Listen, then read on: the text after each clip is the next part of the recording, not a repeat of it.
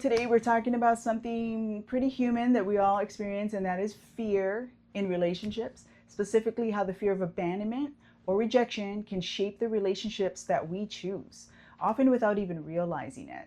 So first, a quick truth. Fear is a compass, not a verdict, to what we fear losing, but it doesn't have to decide our next move. So how does it shape our choices? Well, one, it can bias our screening criteria when we're choosing a partner. When fear is loud, we tend to prioritize safety over connection.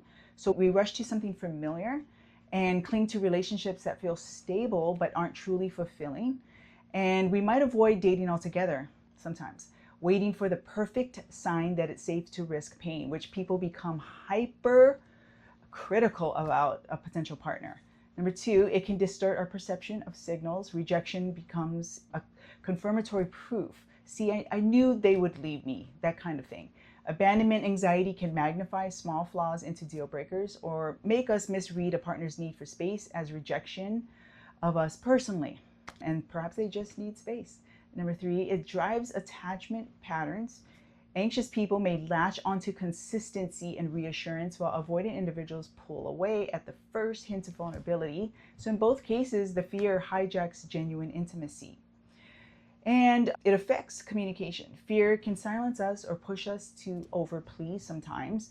We might pretend we're fine and hide our needs and beg for validation perhaps, which actually drains trust over time. So what can we do to work with fear and not against it?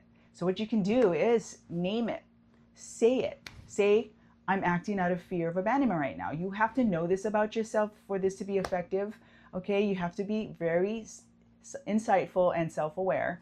So you can say to yourself, is this fear based on past wounds or current reality? Are there concrete signs you're being unsafe, or is it just uncomfortable for me right now? Practice small, brave steps, set boundaries where you can uphold it, or share with someone you trust. And even if it's scary, it's worth doing. Separate self-worth from relationship status.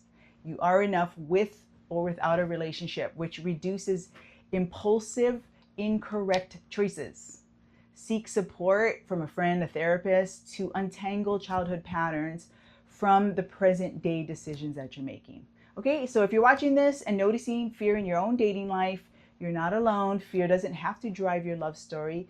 You acknowledge it, test it, and still choose connection that feels true to you. All right, so if you found this helpful, drop a comment with one fear you're willing to examine this week, and I will respond with a practical next step.